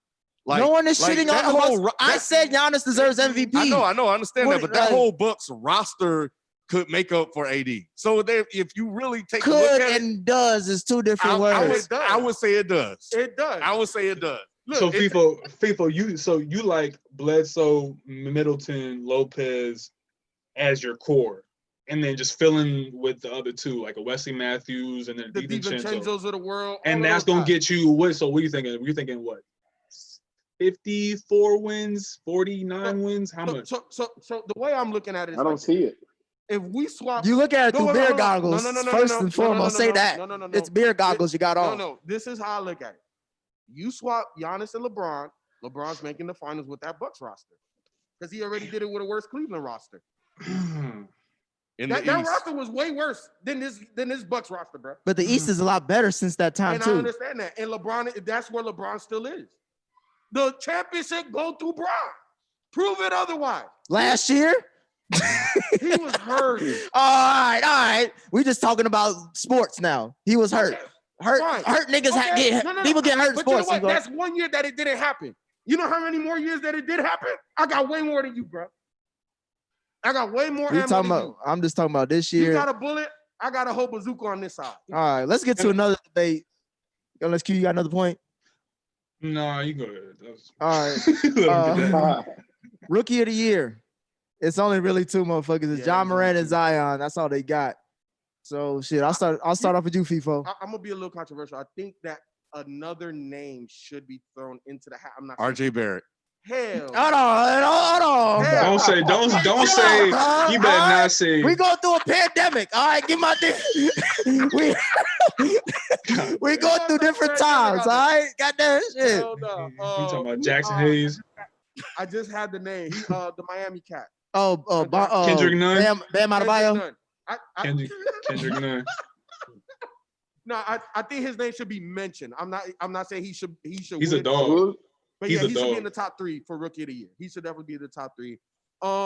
Based off of the criteria that the NBA put in place, they saying that we're taking the regular season prior to COVID before it stopped. When I look at that, I believe Zion is the better player, but okay. All right, go ahead. My bad. Zion is going to be the bigger superstar. Zion is the better player, but Ja Morant held that down because I wrote off Memphis. I knew Ja was going to be nice, but I didn't think he was going to have them boys in the playoff hunt. So Ja exceeded expectation, and I think Zion did too, but his sample size was just too small. And like I said, I think he's a better player, way more athletic. I think he does more on the court than what Ja does. But damn, Ja Morant is the truth, and he did it for longer. He proved it that he's going to be the best point guard in the next 2 to 3 years. Is he a better player than Zion? Who? I said Zion's a better player than Ja. Is Zion a better player than Ja? No. So. Absolutely not. So. No, he's I not. think so. I wouldn't. If I Not had to yet. draft today, if I had a redraft today, I'm picking John Morant no more in overall. Oh, no. For the New York Knicks. For the New York Knicks. No, you know what? Look, I disagree. look, Hell no. look, nah. And the reason why I say this, look, I think obviously when you play How point close guard, is it? it's close. I'm not saying I know it's not no mountain or nothing. You like said that. hell no, nigga. No, and no, you got but out your hell no. seat. Look. I would take Zion too, but I was thinking about this one day, man. I was just looking at Ja highlights. What you just said about him, A exceeding Memphis squad. expectations that we didn't think he could take, and I'm like, man, this dude is a superstar damn near already. To me, Ja reminds me to me, he's like Penny and John Wall, man. Like to me, it's like He like that. Penny and AI to me. To me, and the thing is, always a guy like to me, John Morant, a guy like that is instilling culture. He's downloading a culture into your fan base, into your organization. A guy like Zion is still, to me, figuring it out. He's still so much a baby, and that's the scariest thing about him. And I do agree that Ja's a better player. Zion's a better talent. You see what I'm saying? Like, if we really get into like coaching terms of Ja's gonna run your team, Ja got the handle, Ja knows what pass to make, Ja knows what three to take, Ja knows how to, get to the lane. He has the sharpened and he could dunk on you. Of a guy who's like 24, 25. He's been here before. Zion, though, just from his raw instinct of I'm just going out here and having fun, it's scary the fact that he's able to do what he's doing. Right. So I'll take Ja as the better player and the rookie of the year. I will take Zion as the player for his career. You know what I'm saying? 100. Because you know another point guard that came into the league didn't do it the same way Ja did it, but had the same amount of impact with a team that we didn't think was going to do nothing. Chris Paul, superstar point guard as a rookie. He came in and he took the league by storm. Got that damn New Orleans Hornets team to the play with David West and Tyson Chandler. Absolutely. And Tyson Chandler. And that's it. And FIFO, quiet as kept. I take CP over AD in the MVP race because he's doing that same thing right now. Right now. Right. That's real. Right now. That's real. 100%. I'm with you, Q. And when it comes to Zion, when CP3 went to OKC, everybody waved him lottery. Like, damn, CP3 top is five. going to the graveyard. He's going to the graveyard. You didn't think he was going to be there. Yep. That's the thing. You top didn't think he was five. going to be there. Top five team in the West. And what's crazy is that if Milwaukee actually did do that trade, they would be disgusting right now. Oh, they'd be disgusting right they would have won a now. championship this year. Me and FIFO was saying that. We was like, man, if CP3 go to Milwaukee, like, dude, it is a wrap. Like, it is a wrap if he goes to Milwaukee. It's a wrap. But back to the Ja Zion thing, the scare like Ja right now is the better player. He's more skillful. He has a better understanding of the game. But like what Q was saying, it's so scary to watch Zion because he's not even scratching the surface. He's nowhere near what the surface could be because he's just out there playing ball. Like we're not running plays for you. You running picks. Yeah, we'll give you the rock and stuff like that. But you're not even a major part of the offense, and you're a 20-point scorer. You shoot damn near 70% from the field. You're gonna be a double-digit rebounder. He don't shoot. He don't. Will, though. 70% from the field. But you can't stop it. You can't stop it. Not right now. That's how Giannis get his 29. Nigga, it's only been 20 games. But that's how Giannis get his 29 too. Don't tell me he out here shooting threes and shit, bro. Giannis do more than Zion, bro. On the whole roll. They're damn near the same player, but Zion is there quicker than where Giannis is. Zion is gonna put up 29, 14, and 6. When it's all said and done. I would not believe. I gotta believe it to see it. That man shooting, he's scoring 20 now. That's not saying anything. You said 20 plus, 4 and 10 plus, and 5 plus is it. That's an all-timer type of stats. Right. And I don't think he's gonna get there anytime soon right now. Who gets to the Western Conference? All right, let me ask you this. Who gets to the Western Conference Finals first? Ja or Zion?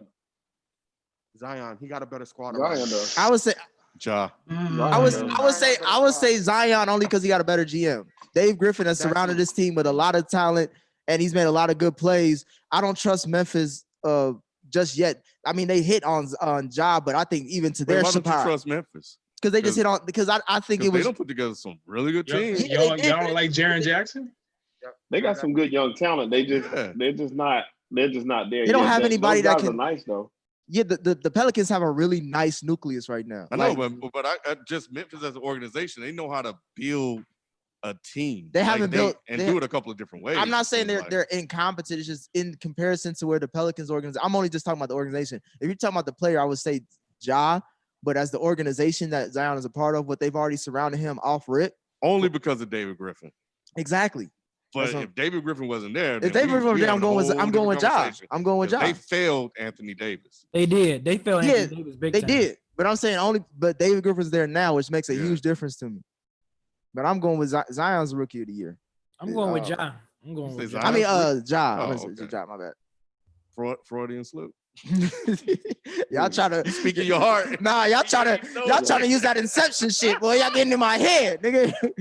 Hey man, I watched all of Zion's games this year, and Zion is impressive. He the man. At this point, though, I think I will go with Ja. But that's just because of where the fact that he did it all year. That's the only reason. But Zion is definitely. No, yeah. Go ahead. He tough. That's tough for me because I want Zion to get it. But I also want y'all to also know that both of them are from South Carolina. All right? Right. All right. Just mark that note. This is actually close when you look at the talent. So Memphis, shout out to Peter Griffin, Brandon Clark, Dylan Brooks, John Morant, Jaren Jackson, and then they got Justice Winslow. Yeah. And then 313 JMO, Lonzo, Zion, and BI. Like that's a nice nucleus. Yeah, man. Like both teams, Holiday, you got man. Drew Holiday, who didn't get no love. It's Drew can get flipped for somebody young and somebody who, you know what I mean, you can also build there. I just think that, I don't know, when it comes to Ja and Zion, I think that we're going to be looking at this kind of from a standpoint of who would you rather have when it comes down to like Penny and Shaq? I think it's going to come down to that, where it's like, who would you rather have with like that type of skill set, where it's like Penny's going to be the floor general. He's going to make sure that everything is orchestrated the way it's supposed to. But just that raw talent of, if an alien came and saw this game and saw this human doing this, they'd be like, that's not normal. And that's Zion. You know what I mean? That's not necessarily Ja. And I think that is going to hold the box office for some people, where it's like, man, Zion's talent is going to mean that he has a higher ceiling, because we haven't seen Zion's ability as a passer fully develop. We haven't seen his ability as a rebounder fully develop. We haven't seen him with a full offseason of work yet. And I think that we're going to see in this bubble, if they both are able to play, who's been putting those little solid tweaks, because this is like almost like the beginning of a new season. This isn't really like continuation. This is almost like they got an offseason of 5 months to put on some weight. We're seeing John Zion put on some weight, lose a little bit, and now we're gonna see who hits the ground running. Yeah, yeah. And I think go ahead. Well, you got. I think year two is going to be very important for both of them for a number of reasons. One, like you said, we can see the development between of the two. Also, to see if they can both stay healthy, especially Zion, because health is a big thing for both of them. Also, it's going to be important to see who these teams draft coming up in this next draft to go along with these pieces. So the story is yet to be told on both of their careers, but the future is looking bright in both places. I'll say that. You can't really lose either way. And I think there's an intangible thing that you can't really describe with Zion. And it was like the first game he played, and he got hot and hit like 4 threes in a row or something like that. And he's not even really known as some shit, like as a 3-point shooter. Like he came out just on raw talent and athleticism and was able to just hit a switch that he doesn't even like really possess. Like there's this intangible thing that all of the great players have that you can't describe, but they can just go to a certain place. Right. So. And that's where he was in that game. And I remember that game quite vividly because he hit that minutes restriction that they were strict on. And they pulled him and they lost that game. He hit that number that he scored like 20 points, I think, in a quarter, but he hit that minutes restriction number and they said, we're shutting him down like we said we're going to do.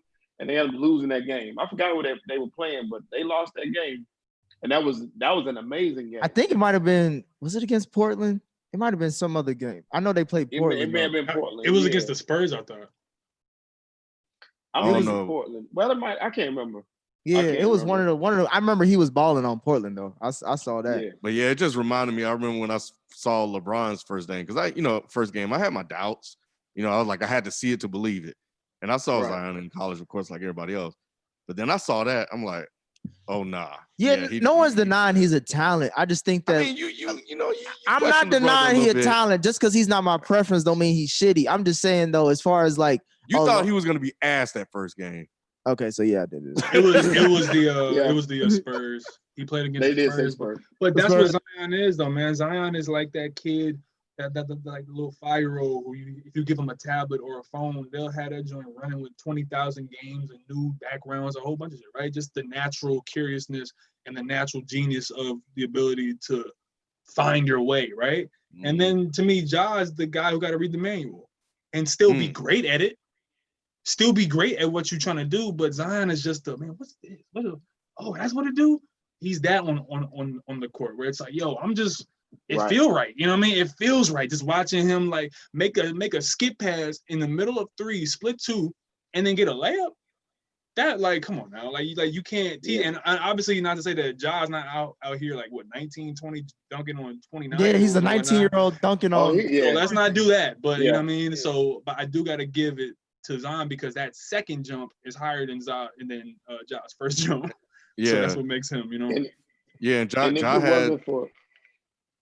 Yeah, I was saying Ja had special moments this year too, like blocking motherfuckers and shit. Him and Kyrie's battle. Him and Kyrie going back and forth, like he gets at people. He dunking on motherfuckers. Aaron Baines winners and shit. Yeah, man. Like so.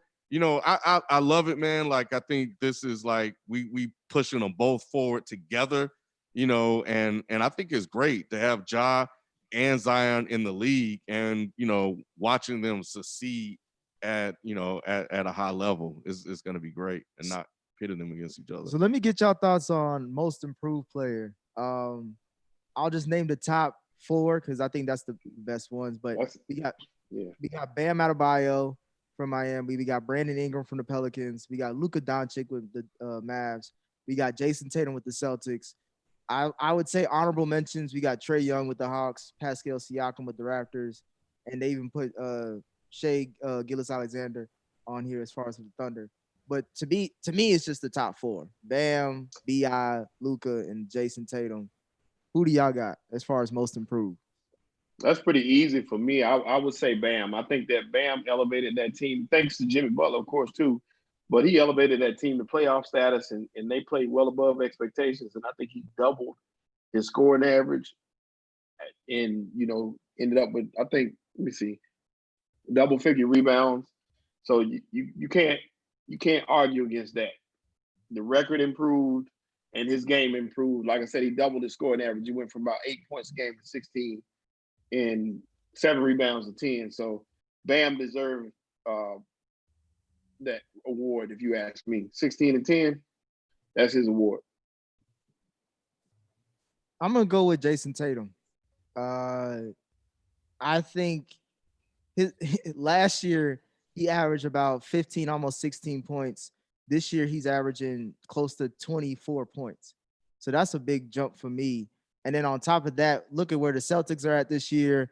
They're not just the young drafted talented team. They're actually just a really good talented team mixed with some vets and some youth.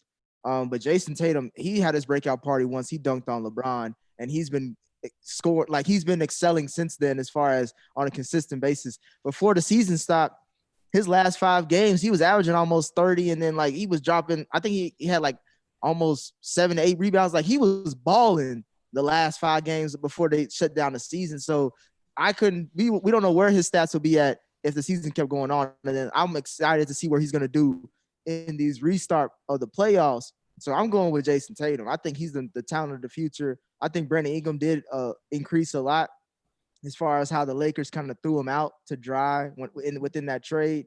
Luka is Luka. I think he already hit his ceiling pretty much.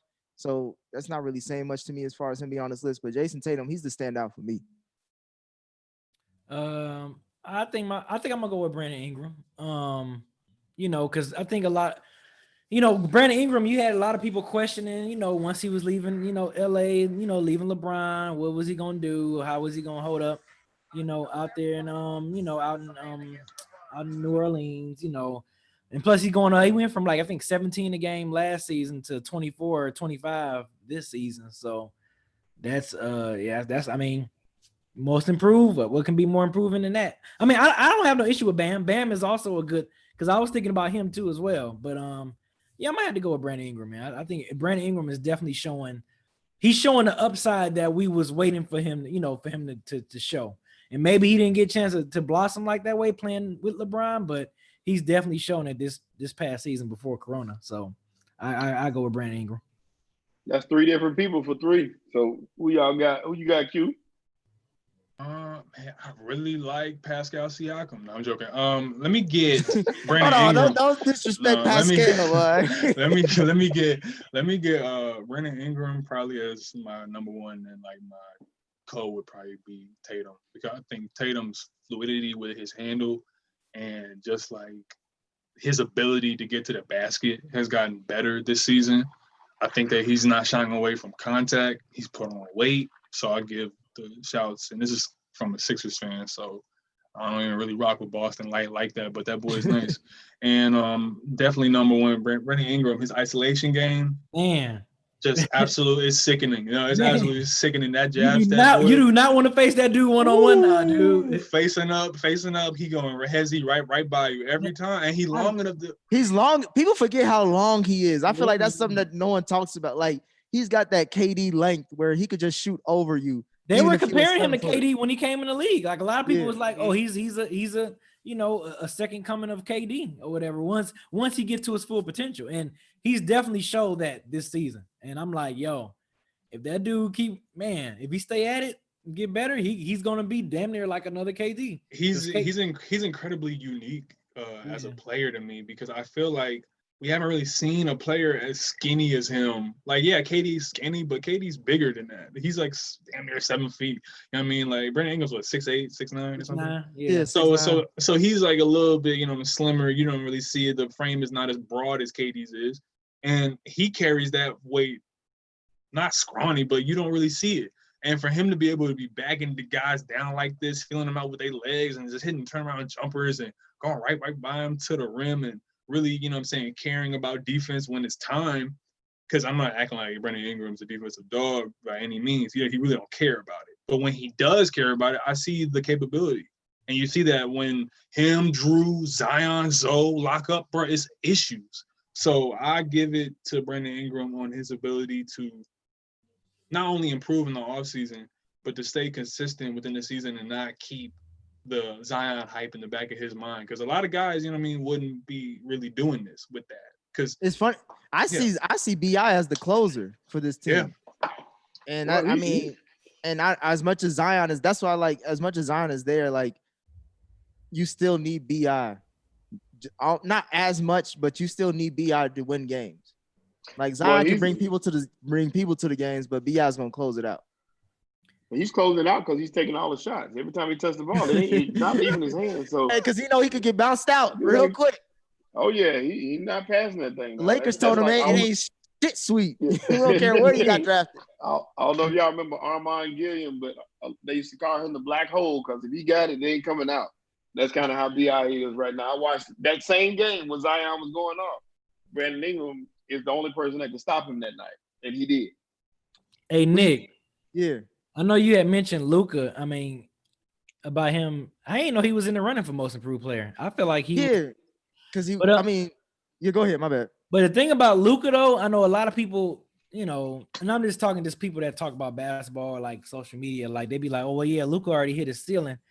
But the good thing about that, he can have this ceiling for 12 or 13 years because his game is not predicated on athleticism. You know what I'm saying? So Luka can still play like this well into his 30s. You know what I'm saying? He can be 32, 33 still playing the way that he's playing now, because it's not like Luka's the most athletic guy. It's not like he's the quickest. You know what I'm saying? He got the IQ. He know his spots on the court. You can still have that in your 30s. You know what I'm saying? You know, Steve Nash played well. He was to the 38, 39, 40, right? yeah, And that's only because he hurt his back, right? Right, that's because he hurt his back. That's what I'm saying. So, people say, yeah, Luka hit his ceiling, but shit, that ceiling, you gonna see that ceiling for a while, man. It's rarefied air to be in that type of ceiling. Yeah, it's rarefied air. Yeah. No, his ceiling is a lot better than most motherfuckers. Most motherfuckers in their career want to get to his ceiling. Right. But I'm just saying, as far as like I'm surprised about as far as most improved player, I guess I'm taking the more like who really shocked me or who really like, damn, like this dude could be a lot better than what I thought. Like, I mean, y'all can say what y'all want about this comparison, but I think I see a lot of young Melo in Jason Tatum as far as like his offensive game and how he's growing and developing, and to be like, he could damn near be unstoppable too. And he's got better handles and shit. Like, I'm more impressed by that because I've already seen Luka win Rookie of the Year. Like, I've already been wowed by Luka, and he's pretty much doing the same. So it's not that much of an improvement to me. It's like, all right, you've already been proven that you're really great, or you're good on your way to great. This guy, he just keeps shocking me every year. 15 points to 24, like that's a big jump. Did he go from 15? No, he didn't go from 15 though. It was like 15.7 from just last year. That much. I didn't think he jumped that high. Was it that much? Yeah, 15.7 to 23. That's a good jump. I still. Oh, go ahead, Ken. I'm sorry, Ken. You tell us what you think, and then hopefully you agree with me, and we'll go from there. I like Bam a lot, man. I thought that was a good pick, but I'm going BI. I feel like I've talked about him more on this program than the others. I mean, I've seen Tatum get busy before, so I knew what he was capable of, and I think he made some great leaps. And he took advantage of that confidence that he got from dunking on LeBron and subsequently losing after that and going home to just watch that highlight over and over again because he wasn't playing anymore. So for me, BI, who was stuck in that LeBron vacuum, like he was just sucking everything out of him, to see him unleashed and to see him have that game that, he was looking like a bust. BI was the guy that I would talk about the most. So I'm going with him. I think that the only reason I love what BI did outside of, like I said, outside of the fact I don't think he passed enough. I saw somebody say he had 4 assists a game, but I ain't seen him 4 assists. But I thought he was a good player, and the same thing with Jason Tatum. But you look at how far the Heat came, and like I said, to double your scoring average, nobody thought about Bam this year. Nobody even thought nothing of him. That's what, to me, most improved means. And yeah, you know what I'm saying? To be most improved, to average 16 and 10 when this guy was like a nobody. Not 16, 10, a bunch of assists, steals, like he feels the stat sheet. Yeah, and like I said, his team, out of all the teams, Boston, I think, was 4th in 2018, 2019 in the Eastern Conference. They jumped to 3rd. Miami Heat wasn't even in the playoffs. They weren't even mentioned in the top. I don't even think they were in the top 10 in the Eastern Conference to number 4. So his team improved right along with him. Now New Orleans would not have made the playoffs, I don't think, even though I was rooting for Zion and them to get there. And I was happy with Brandon. I was happy with the team overall. But I still just think that was already in him. He just didn't have enough shots in LA. That was the biggest thing. And to come out of LeBron's shadow helped him out a lot too. So I think that was already in him. Just like that was already in Jason Tatum. The more shots they got, the better they got and they played. But like I said, with Bam ain't getting no extra shots. He just busted his butt and became a better player overnight. And he doubled his scoring average, and he moved his team up about 8 steps in that ladder on the Eastern Conference side. Was it him or was it Jimmy Butler? Yeah, I think it was a collective uplift because you had none all them guys. Yeah, I think it was collective. I give Jimmy Butler a lot of credit because he came in as the leading scorer of that team. But like I said, Bam was the second leading scorer on that team, and he kind of, like I said, without him, they wouldn't have done that. So it was definitely Jimmy coming in. That made a big, big difference.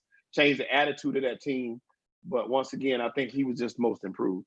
And Jimmy was the culture setter. You know what I mean? He sets the culture. Guys like Bam, that's your glue.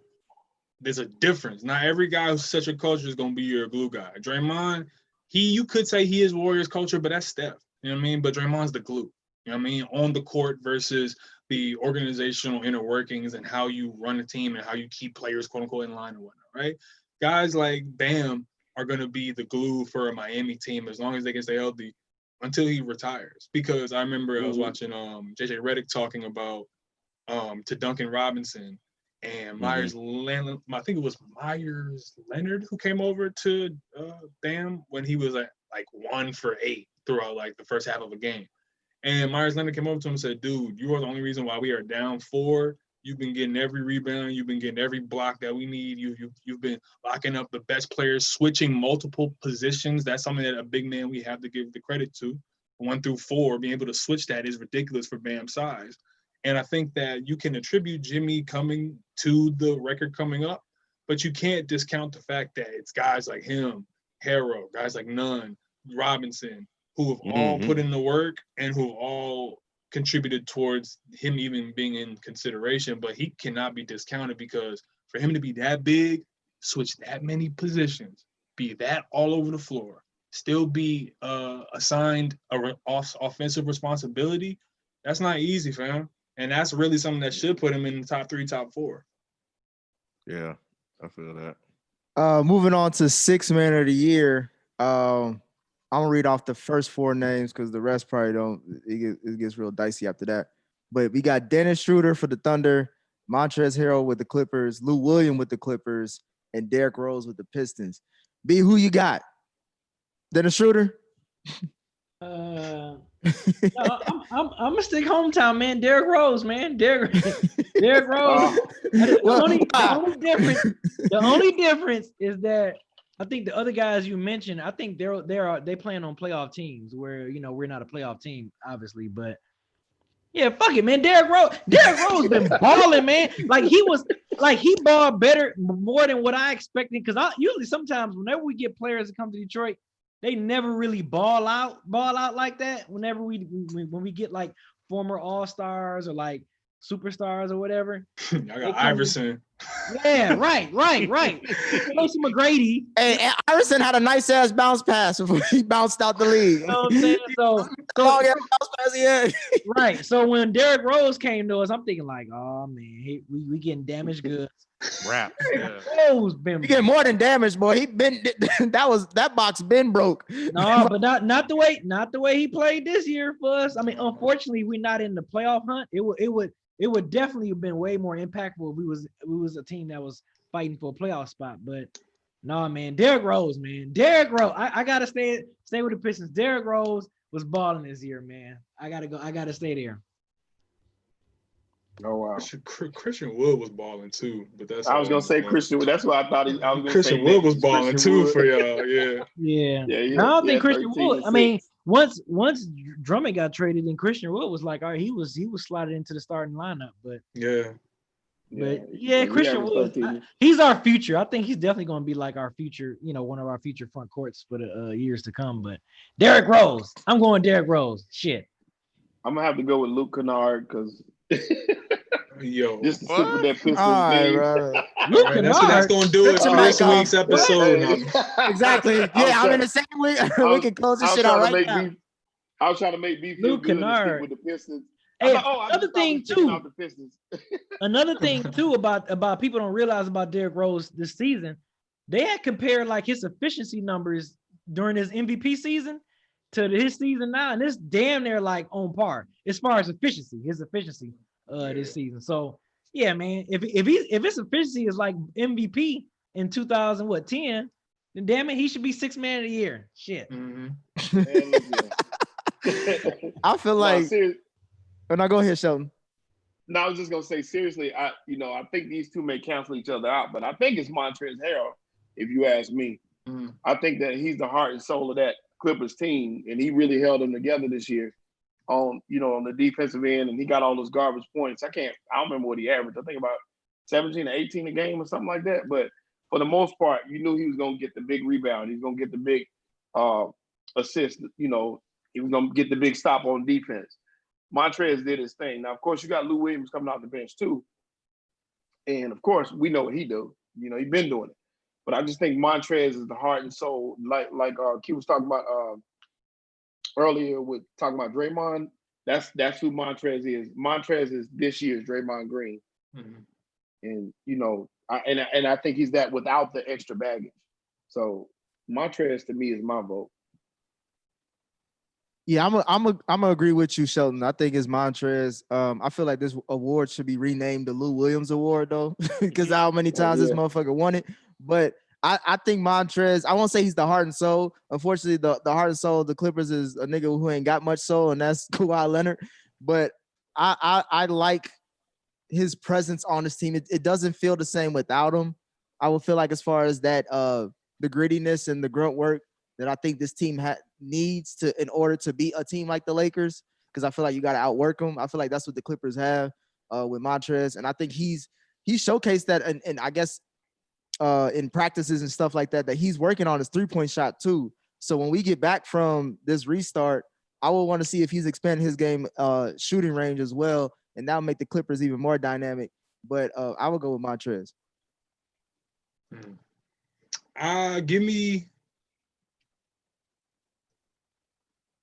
Give me Lou Will, man. Probably just Lou Will, because I feel like is that a default pick? It is, but it's also from the perspective that when the chips are down, they're gonna be looking to Lou Will or Kawhi or PG. It's one of those three.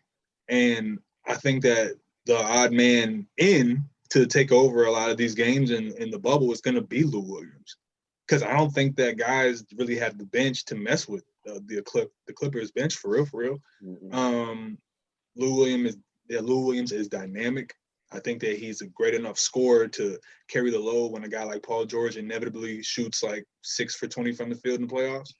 And I think that it's going to be one of those things where we'll look back and be like, damn, that was the Lou game in the bubble. They needed that one. Yeah. I don't think we're going to say the same for like people like Montrez. As much as I think that the glue completely, but I think that Lou is the elevator when they need him the most. You know what I mean? Yeah, I'm going to go with Lou too. I just felt like I've heard his name a little bit more than Montrez Harrell, not to discredit anything he's done because he's made some big plays too. But it seems like Lou has just been that guy, that stabilizing force off the bench this whole season. Derrick Rose has been balling, but yeah, it's more like with Derrick Rose, like, damn, you still got it. It's like shock and surprise that he is balling. So and I think that's worth something as well. But Lou, I'll give it to Lou. Now I'm always shocked that Lou Will has to bounce around in the league. Like no one really wants to like invest in the Lou Will. Be like, shit, nigga, you won the 6 Man of the Year at least 3-4 times. It seemed like him once for Dead in Sports. Oh really? Yeah, Rod got the video somewhere. Was he with his 2 girlfriends too? Oh, that's he won for the Raptors. He won for the Raptors and he won for the Clippers also. I'm pretty sure. One for the didn't he won for someone else too? He went for the Lakers too? I thought he won at least the Hawks. Didn't he win for the Hawks? Or is that Jamal Crawford? Let me get that fact check right now. And no dry snitching. He was posted on IG. He was bragging about it. Yeah.